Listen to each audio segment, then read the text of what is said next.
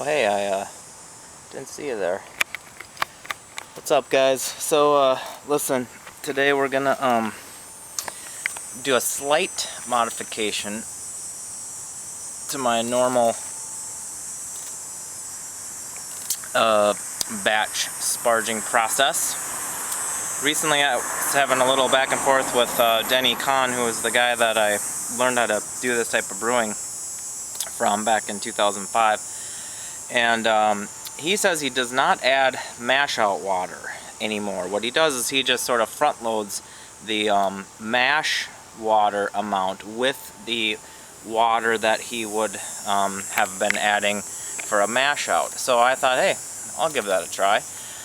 The reasons you would do that would be twofold. One is you would skip that step of having to add the water after the mash. The second reason is he thinks that he might get slightly higher efficiency, which I suppose if you think about it, you have more water with the same amount of grain, so maybe they are able to somehow get all the starches converted, or more of the starches converted. The enzymes maybe can get to more of the grain because they're sort of looser, thinner mash, you know. I don't know, that's sort of a theory, I guess. So anyway, join the hop hammock here. It's gonna be time to do something with these hops pretty soon, but it's lovely out here, so let's make a robust porter. Alright, so normally for this amount of grain I would use, it said about 18 or 19 quarts of water for my mash water, but what I'm doing is I added in my mash out water of about 8 quarts already, so I have 27 quarts in here. And I don't know if it's on camera, but it's pretty high, and I kind of have a lot of grain, so I'm hoping that it's all going to fit. I don't see why it wouldn't. And I am a add grain to water guy. I think I've tried it the other way around a little bit with less success.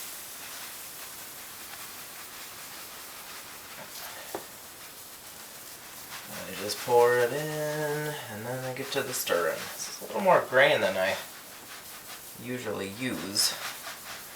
Usually I'm more in the 10 to 12 pound range, I guess, for most of my beers. But this one somehow got a little bigger on me. So this is the same stuff that you've seen before, and in fact I think I did my original video in 2007. I started brewing this way in 2005.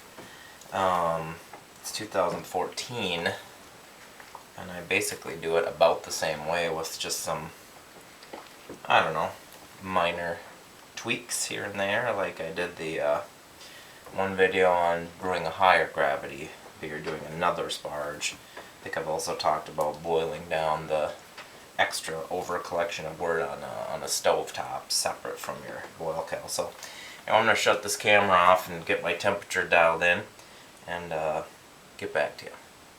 Thought I'd show you this quick. This is what you say out east, a wicked starter.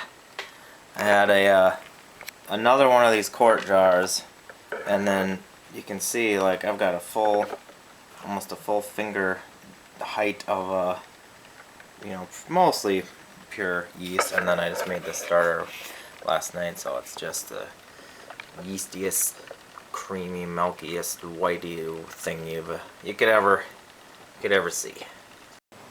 Alright, it's been a little over an hour.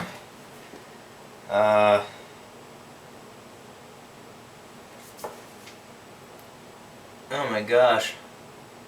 Well, that's interesting. My thermometer must not have been all the way up when I thought it was 152 is what I was aiming for. Now it says 154, so somehow it just kind of generated a little bit more heat. But I'm making a robust porter, and I have tons of yeast, so even at that slightly higher mash temperature, I mean, I'm hopefully going to be alright with fermenting down to a low enough gravity. If not, try again next time, right? Yeah, that's interesting. I let it sit in there for a while. So I'm going to collect some Vorloff and collect the first runnings.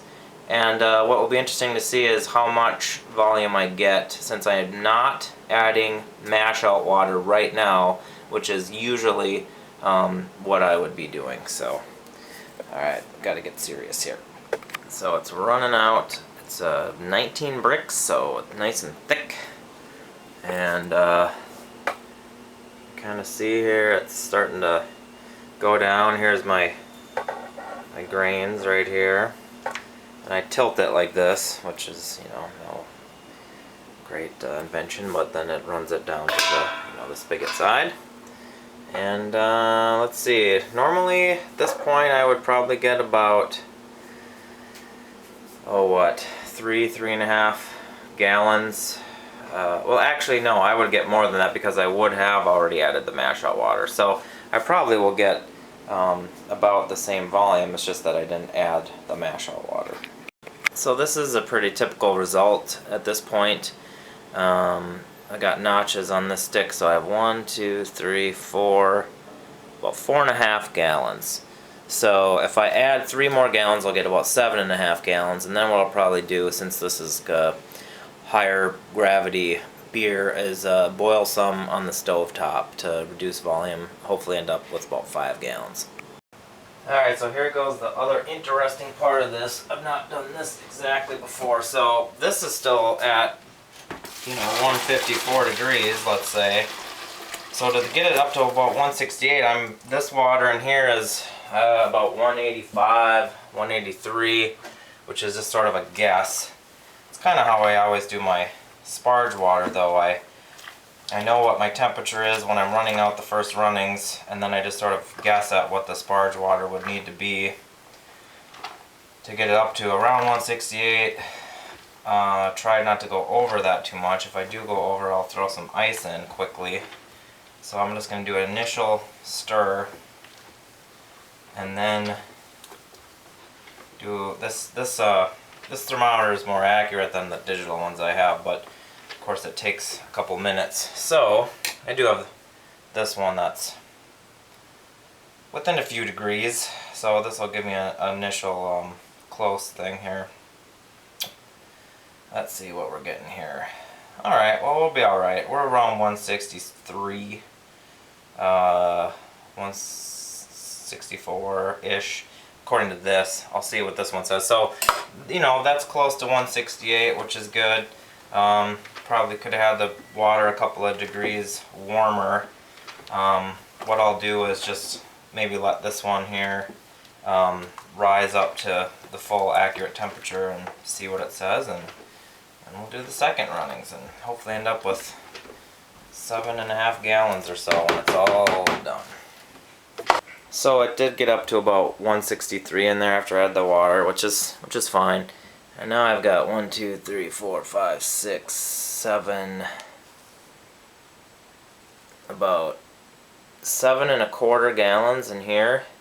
However, I already pulled off a half gallon because I knew it was going to be getting full, so it's about what I expected. I thought I might get 7.5. I got 7.75, so I'm definitely going to be boiling some in these 2 pots on the stove. And I do this a lot. Otherwise, I could barely even fit it all in this pot, and even if I did, it would be really close to the top. And but yeah, I do talk about that in my high gravity all grain brewing video.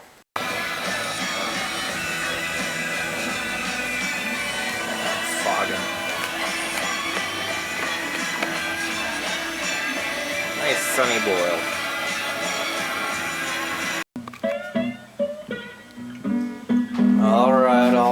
Alright. Mostly done here. Gotta aerate, pitch yeast, and clean up, but thought I would do a wrap up here.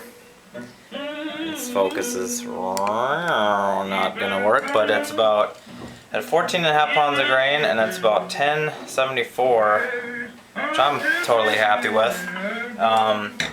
Like I said, Denny said he gets a little more efficiency doing it this way. I won't know until I do more of a straight batch with like 10 pounds, where I usually would get 5 gallons of 1050. So, but it works. Not sure if it saved a lot of time or hassle because you got to cook up more water at first. But it might, and if you get more efficiency, then why not? Also, I don't remember exactly what I started with. It was like 7.5 or 7 3/4, but I did boil it in 2 pots on the stove, which I did not show. There you can kind of see my faint marker right there, a 5-gallon line. So if I lower it down, it's like right there. So I do have to top it off with the yeast starter. But anyway, I got 5 gallons of 1074 or so. Robust porter, should be good.